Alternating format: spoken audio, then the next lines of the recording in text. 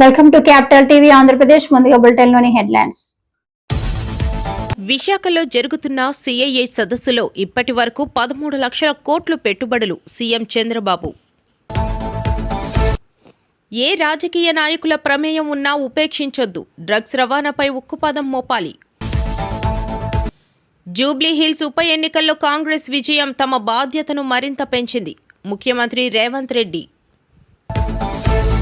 గూండాల దాడిలో గాయపడిన BRS party కార్యకర్త రాకేష్ క్రిస్టోఫర్ నివాసానికి వెళ్లి పరామర్శించిన ప్రత్యేక తెలంగాణ రాష్ట్రం సాధించి 12 ఏళ్లైనా మెదక్ జిల్లా ప్రజల బ్రతుకులు మారలేదు. కల్వకుంట్ల కవిత ఆవేదన. డిప్యూటీ సీఎం పవన్ కళ్యాణ్ పేషీలో పనిచేసే సురేష్ భూ కబ్జాలకు ప్రోత్సహిస్తున్నారు. ఆంధ్రప్రదేశ్ డిప్యూటీ సీఎం పవన్ కళ్యాణ్ పై విమర్శలు. విన్నకోట ఘాటైన స్పందన.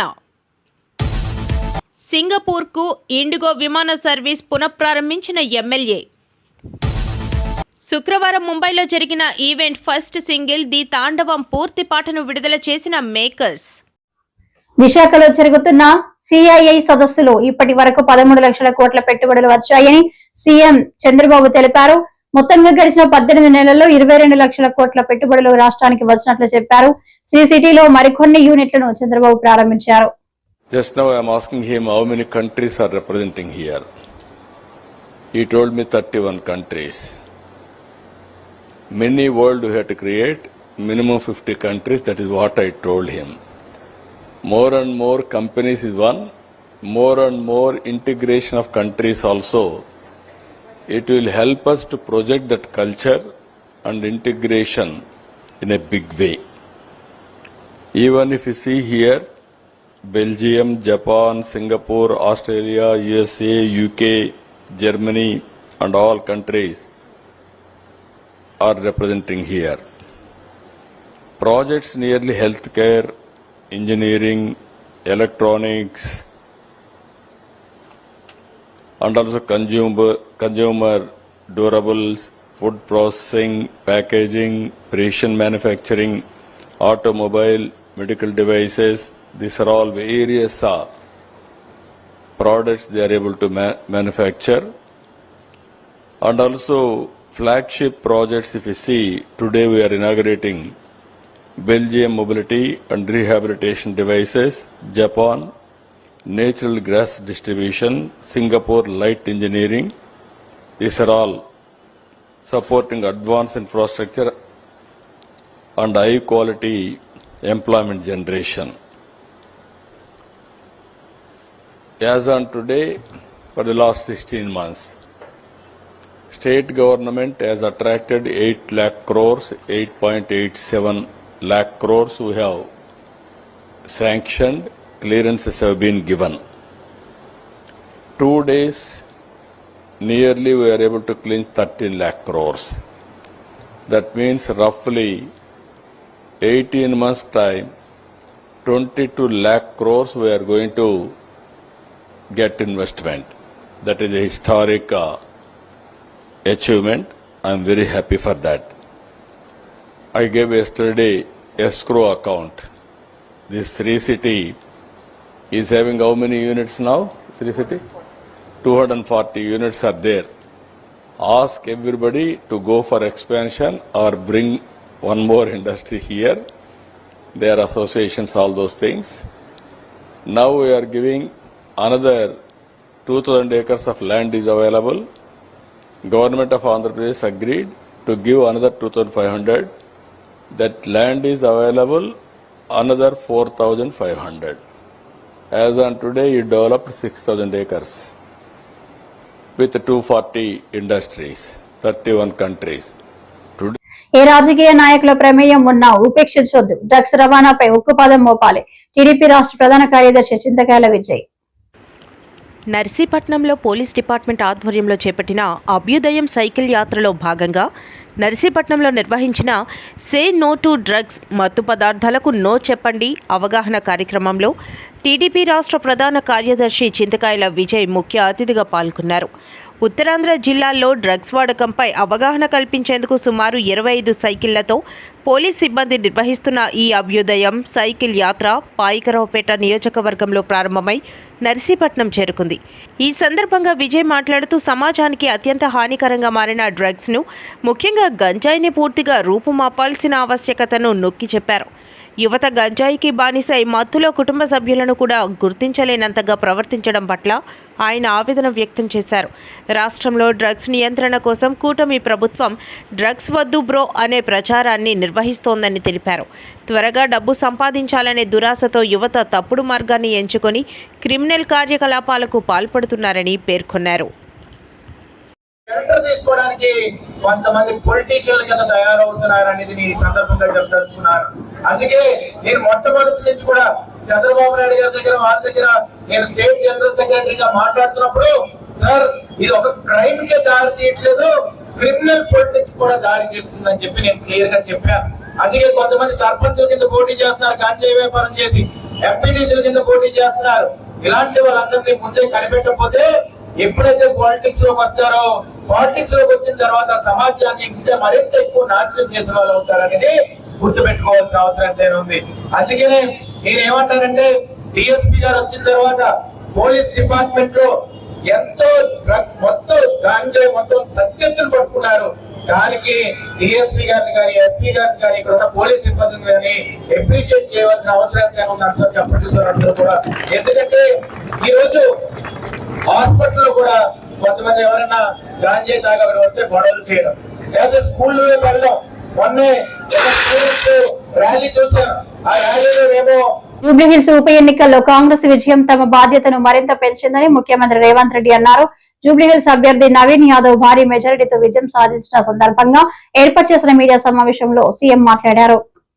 తెలంగాణ సమాజానికి, కాంగ్రెస్ పార్టీ కార్యకర్తలకు ఈ గెలుపులో మాకు అండగా నిలబడ్డందుకు మనస్ఫూర్తిగా వారికి ధన్యవాదాలు తెలియజేస్తూ, ఈ గెలుపు మా బాధ్యతను మరింతగా పెంచింది. 2 సంవత్సరాలు పూర్తి చేసుకుంటున్న సందర్భంలో హైదరాబాద్ నగరంలో సాధారణ ఎన్నికల్లో మాకు పెద్దగా సానుకూలమైన ఫలితాలు లేని సందర్భంలో ఇప్పుడు ప్రజలు అండగా నిలబడి కాంగ్రెస్ పార్టీని ఆశీర్వదించి తెలంగాణ రాష్ట్రాన్ని సంక్షేమంలో, అభివృద్ధి కార్యాచరణలో ముందుకు వెళ్ళండి, బాధ్యతతో ఈ కార్యక్రమాలను నిర్వహించండి అని చెప్పి మమ్మల్ని ఆశీర్వదించడం జరిగింది. దీని యొక్క బాధ్యతగా కాంగ్రెస్ పార్టీ నాడు స్వీకరించడం జరిగింది. జూబ్లీహిల్స్ ఉప ఎన్నికల సరళిని మీరందరూ గమనించారు. ఇందులో ప్రజలు విలక్షణమైన తీర్పునివ్వడమే కాకుండా పోలైన ఓట్లలో 51% కాంగ్రెస్ పార్టీకి ఓటేయడం ద్వారా ఎప్పుడూ లేనంత బలం, ప్రజాబలం ఈనాడు కాంగ్రెస్ పార్టీకి వచ్చింది. ఈ ఎన్నికల్లో దాదాపుగా 51% ఓట్లు కాంగ్రెస్ పార్టీకి, 38% ప్రధాన ప్రతిపక్షమైన బీఆర్ఎస్ పార్టీకి, 8% భారతీయ జనతా పార్టీకి ప్రజలు ఓట్లు వేయడం జరిగింది. దీని ద్వారా ఎవరి పాత్ర ఏంది గత 2 సంవత్సరాల నుంచి ప్రజలు నిశితంగా గమనించి ఒక నిర్ణయానికి వచ్చి ఈనాడు ప్రజలు ఈ విధమైన తీర్పును ఇవ్వడం జరిగింది. అందుకే ఈనాడు బీఆర్ఎస్ సోషల్ మీడియాను, విష ప్రచారాన్ని, తప్పుడు వార్తలను, పెయిడ్ ఆర్టికల్స్ని, ఫేక్ సర్వేలను, వీటన్నిటి మీద ఆధారపడి ప్రభుత్వాన్ని అవహేళన చేయడము, అవమానించడము, అసహ్యకరమైన భాషలో దూషించడం లాంటి వార్తలను ప్రసారం చేసిండ్రు. అదేవిధంగా కేంద్రం నుంచి తీసుకురావాల్సిన అనుమతులు కానీ, ఇవ్వవలసిన నిధులను రాబట్టుకోవడానికి ముఖ్యంగా కిషన్ రెడ్డి గారు సహాయ నిరాకరణ చేస్తుండ్రు.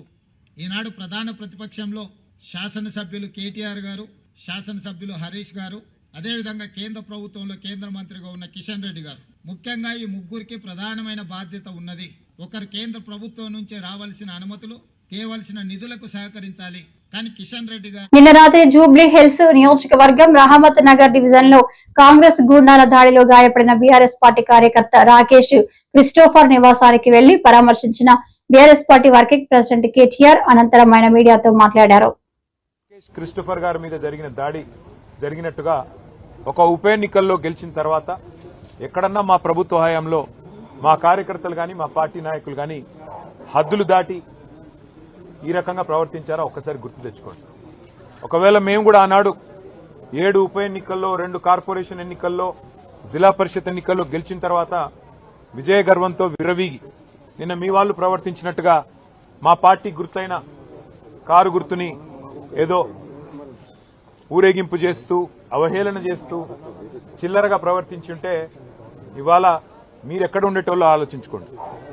సోదరుడు రాకేష్ క్రిస్టఫర్ గారి మీద, ఒక క్రిస్టియన్ మైనారిటీ కమ్యూనిటీకి సంబంధించిన సోదరుడు, ఆయన మీద రెహమత్ నగర్ లో జరిగిన ఈ దాడిని నేను పూర్తిగా ఖండించడమే కాదు, ఆయనకు జరిగిన ఈ దాడికి బాధ్యత కూడా ఖచ్చితంగా కాంగ్రెస్ పార్టీయే వహించాల్సి ఉంటుంది. ఎన్నికల్లో కొన్ని ఎన్నికలు గెలుస్తాం, కొన్ని ఎన్నికలు ఓడిపోతాం. ఎన్నికలు జరిగినంత కాలం ఎవరి పార్టీకి వాళ్ళు ప్రచారం చేసుకుంటాం. కానీ ఎన్నికలు అయిపోయిన తర్వాత కూడా ఈ రకంగా కక్షపూరితంగా వ్యవహారం చేస్తాం, ఈ రకంగా రాజకీయం చేస్తాం, రౌడీజం చేస్తామంటే తెలంగాణ ప్రజలు అన్ని చూస్తున్నారు. తగిన సందర్భంలో తగిన విధంగా బుద్ధి చెప్తారు. మేము తమ్ముడు రాకేష్ క్రిస్టఫర్ గారికి, వారి కుటుంబానికి, వారి శ్రీమతికి, వారి కూతురికి, వారి కుమారుడికి, వారి తండ్రి గారికి అందరినీ కలిసినాము.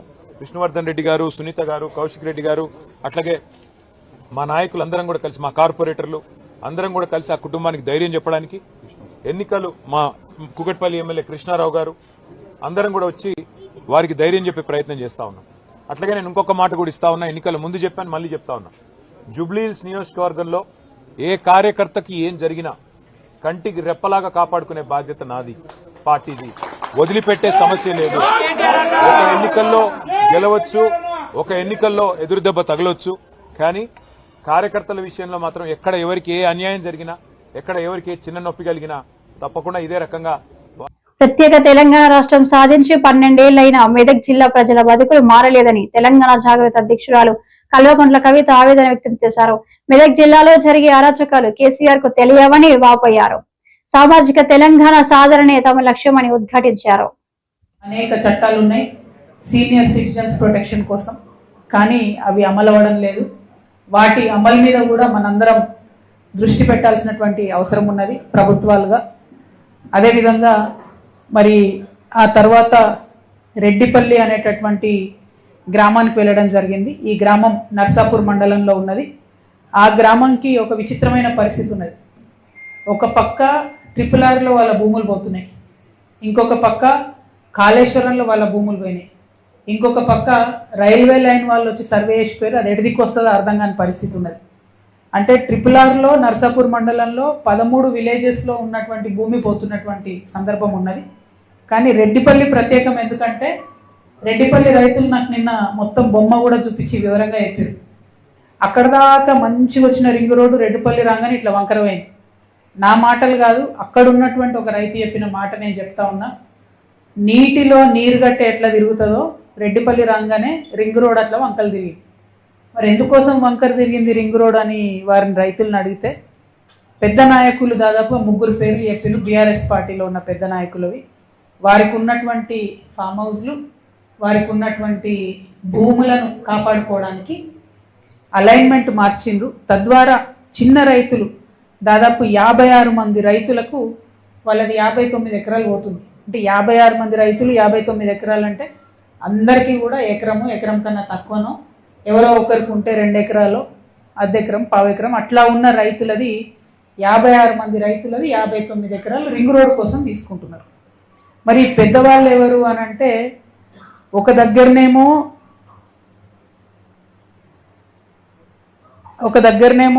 రెడ్డిపల్లి, చిప్పల్తిర్తి, తునికి ఈ 3 గ్రామాల మధ్యలో ఒక 400 ఎకరాల ఫామ్ హౌస్ వచ్చింది. దాని అలైన్మెంట్ మార్చి ఈ ఫామ్ హౌస్ పక్క నుండి పోయేటట్టు చేసుకున్నారు. తద్వారా ఆ భూమి విలువ పెరగాలని అక్కడ ఒక 5. డిప్యూటీ సీఎం పవన్ కళ్యాణ్ పేషీలో పనిచేసే సురేష్ భూ కబ్జాలను ప్రోత్సహిస్తున్నారని భీమరలెట్టి రమణబాబు ఆరోపించారు. అచ్యుతాపురం మండలంలో తన 11.23 సెంట్ల భూమిని సత్య వెంకట స్వామి కబ్జా చేయాలని చూస్తున్నారు అని అన్నారు.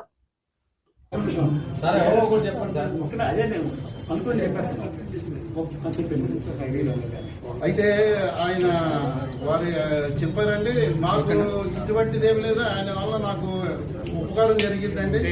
దాని మీద నాకు నేను ఇచ్చిన కంప్లైంట్ మీద వారికి 145 నోటీస్ ఇవ్వడం జరిగిందండి. నేను ఇచ్చిన కంప్లైంట్ ఇస్తే ఈలోగా ఏమైందంటే 145 కంప్లైంట్, నేను ఇచ్చిన కంప్లైంట్ మీద 145 నోటీసు రెవెన్యూ వాళ్ళు, పోలీసు వాళ్ళు కల్పిస్తే దాన్ని పట్టుకొని ఎమ్మెల్యే బ్లాక్మెయిల్ చేస్తున్నారని చెప్పి పవన్ కళ్యాణ్ గారి దగ్గరికి వెళ్ళారు. ఎమ్మెల్యే ఇవ్వకపోతే నన్ను మమ్మల్ని ఇలా అంతర్పద్ధతి తొక్కేయడానికి ప్రయత్నం చేస్తారు. నిజానికి వాస్తవానికి చెప్తే చూస్తే వాస్తవానికి చెప్పాలనుకుంటే మీకు వాస్తవానికి అంటే నిజంగా చెప్తున్నానండి, పిఆర్ఎస్ అనే నాయుడు అనే వ్యక్తి జీపే హోల్డర్ అండి. జీపే హోల్డర్ గా నేను 11 ఎకరాల 23 సెంట్లు నేను కొనుక్కున్నాను. తర్వాత ఏమో ఆయనకి కుటుంబానికి ఆయన కుటుంబం తరఫున ఉన్నటువంటి వ్యక్తులు ఏమో 15 ఎకరాలు జైన్ గారు Suresh Jain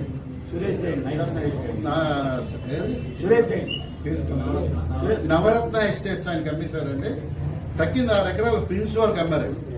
prince mart company వాళ్ళకి శ్రీనివాస్ గారికి వారు అమ్మేశారు. అంటే 33 ఎకరాలు ఒక సెంటు కూడా లేదండి. సెంటు భూములు లేనప్పుడు ఎమ్మెల్యే 70 లక్షలు 7 కోట్లు 30 లక్షల కోట్లు ఇవ్వడం ఏంటి, ఎమ్మెల్యేకి అడగడం ఏంటి, తర్వాత ఏమో 50 లక్షలు అడ్వాన్స్ ఇవ్వడం ఏంటి, ఇవన్నీ వాస్తవం అవాస్తవంగా జరుగుతున్నటువంటిది ఇదండి. ఇదంతా కూడా ఏంటంటే నా భూమి మీద గురించి కబ్జా చేయాలనేటువంటి దురాలోచన తప్పితే ఇందులో ఇంకా వేరే ఆలోచన కూడా ఏమీ లేదండి. వేరే ఆలోచన కూడా లేదు.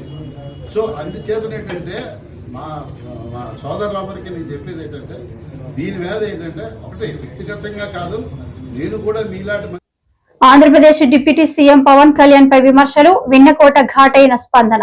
బాపట్లలో జనసేన పార్టీ కార్యాలయాల్లో జరిగిన విలేకరుల సమావేశంలో పార్టీ నాయకులు విన్నకోట సురేష్ మీడియాతో మాట్లాడారు.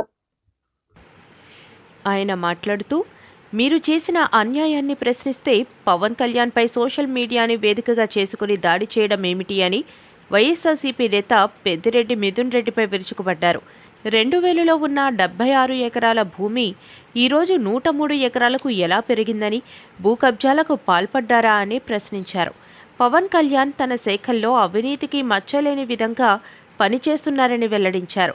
సాక్షాత్తు శ్రీ వెంకటేశ్వర స్వామి ప్రసాదంగా తయారయ్యే లడ్డూ నేతిలో కల్తీ జరిగిందని వచ్చిన నివేదికలను ప్రస్తావించి మతపరమైన రాజకీయాలు చేయడాన్ని విమర్శించారు.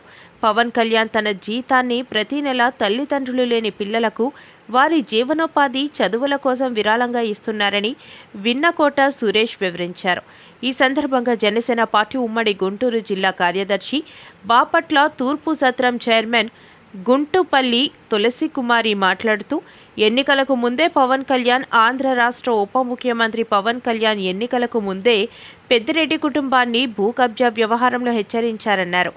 పవన్ కళ్యాణ్ యథార్థ రాజకీయ నాయకుడిగా అవినీతి మచ్చ లేకుండా పరిపాలన కొనసాగిస్తున్నారని పేర్కొన్నారు. ఈ కార్యక్రమంలో జనసేన నాయకులు, మహిళా నేతలు, అభిమానులు పాల్గొన్నారు. అందరికీ నమస్కారం. నా పేరు విన్నకోట సురేష్, బాపట్ల నియోజకవర్గ జనసేన పార్టీ. ముఖ్యంగా నిన్న సోషల్ మీడియా వేదికగా పెద్దిరెడ్డి మిథున్ రెడ్డి గారు ఉప ముఖ్యమంత్రి పవన్ కళ్యాణ్ గారి గురించి వ్యంగ్యంగా మాట్లాడారు. ముఖ్యంగా మీరు 2000 సంవత్సరంలో 76 ఎకరాలు కొనుగోలు చేశారు. ఇప్పుడు సర్వే చేస్తే ఆ భూమి 103 ఎకరాల 9 సెంట్లు. గన్నవరం ఇంటర్నేషనల్ ఎయిర్పోర్ట్ లో ఇండిగో విమానం సింగపూర్ కు సర్వీస్ ను పునఃప్రారంభించిన ఎమ్మెల్యే యార్లగడ్డ వెంకట్రావు. గన్నవరం ఇంటర్నేషనల్ ఎయిర్పోర్ట్లో ఇండిగో విమానం సింగపూర్కి సర్వీసును పునఃప్రారంభించిన ఎమ్మెల్యే యార్లగడ్డ వెంకట్రావు. సింగపూర్ నుంచి గన్నవరం విమానాశ్రయానికి చేరుకున్న ప్రయాణికులకు స్వాగతం పలికిన యార్లగడ్డ, గన్నవరం నుండి సింగపూర్ వెళ్లే ప్రయాణికులకు బోర్డింగ్ పాసులు ఇచ్చి వారితో మాట్లాడిన ఎమ్మెల్యే యార్లగడ్డ ప్రయాణికులకు హర్షం వ్యక్తం చేస్తూ కూటమి ప్రభుత్వానికి చంద్రబాబు నాయుడు, లోకేష్, పవన్ కళ్యాణ్కు ధన్యవాదాలు తెలియజేశారు. ఈ సందర్భంగా ఎమ్మెల్యే యార్లగడ్డ మాట్లాడుతూ 2014 నుంచి 2019 వరకు గన్నవరం ఎయిర్పోర్ట్ నుంచి దాదాపు 30 ఫ్లైట్లు రాకపోకలుండేవి. ఇప్పుడు రోజుకు 48 ఫ్లైట్లు తిరుగుతున్నాయి. రోజుకి 4000 మంది ప్రయాణికులు ప్రయాణం చేస్తున్నారు.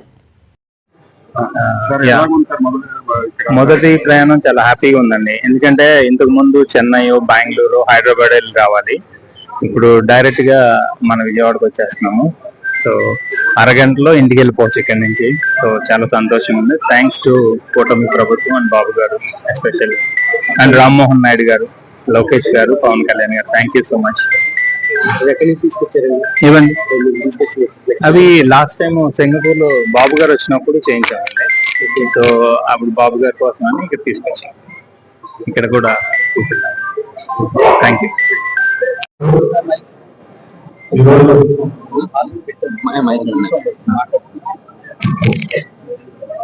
గన్నవరం ఎయిర్పోర్ట్ నుంచి విజయవాడ అంతర్జాతీయ విమానాశ్రయంగా కన్వర్ట్ చేసిన తర్వాత 14-19 మధ్యలో దాదాపు 30 ఫ్లైట్లు ఉన్న పరిస్థితి. తర్వాత ప్రభుత్వంలో అవి తగ్గిపోయిన పరిస్థితి. ఈ రోజున 48 ఫ్లైట్స్ తిరుగుతున్నాయి ఈ ఎయిర్పోర్ట్ నుంచి పర్ డే. అలాగే 4,000 మెంబర్స్ ట్రావెల్ చేస్తున్నారు everyday from this airport to other locations. శుక్రవారం ముంబైలో జరిగిన ఈవెంట్ ఫస్ట్ సింగిల్ ది తాండవం పూర్తి పాటను మేకర్స్ విడుదల చేశారు. కళ్యాణ్ చక్రవర్తి సాహిత్యం అందించారు. కైలాష్ కేర్, శంకర్ మహాదేవన్ ఆలపించగా తమన్ స్వరపరిచారు. పాట వింటున్నంత సేపు గూస్ బాంబ్స్ రావడం పక్క అనేలా ఉంది. ఈ సందర్భంగా బాలకృష్ణ మాట్లాడుతూ और वो 2000 में वो अस्पताल जो मेरे पिताजी का, मेरे माँ जी का ख्वाहिश था कि ये जो बहुत खर्च से ये जो कैंसर का बीमारी का वैद्य जो गरीब लोग नहीं वो अब बोझ नहीं सह सकते, उनके लिए एक अस्पताल बनाना कैंसर के लिए, और वो भी इंटरनेशनल स्टैंडर्ड्स में बनाना उनका जो ख्वाहिश था, उनका ख्वाब था. उस ख्वाब को हमारे पिताजी ने शुरुआत की थी और 10 साल लगी वो अस्पताल को पूरा करने के लिए. वो एक ट्रस्ट है जो हम मुफ्त में भी पेशेंट्स जो गरीब लोग हैं उनको इलाज करते हैं, और जिनको वाइट कार्ड होल्डर्स है उनको भी कंसेशन देते हैं, जिनको नहीं है उनको भी हम इलाज करते हैं. और 2000 में जब हमारे जीजाजी अब आंध्र प्रदेश के मुख्यमंत्री नारा चंद्रबाबू नायडू जी वो 2000 में वो मुख्यमंत्री थे, तो अटल बिहारी वाजपेयी जी के हाथों से वो उस अस्पताल का उद्घाटन हुआ था. यह है चरित्र. आज मैं बोलता हूँ हमारे फैंस के बारे में, अगर हम धर्म में विश्वास करते हैं तो इससे पहले के जन्म में थोड़े लोगों से अपन को परिचय रहने से इस जन्म में 1-2 लोगों को पा सकते हैं, लेकिन इतने हजारों लाखों करोड़ों फैंस को पाना न जाने क्या जन्म जन्म का ऋण है, या हमको अलग करने वाला शक्ति को दूसरा कोई भी नहीं है. तो पहला मैं इधर आए सो सभी लोगों को मेरा पहला, उससे पहले मैं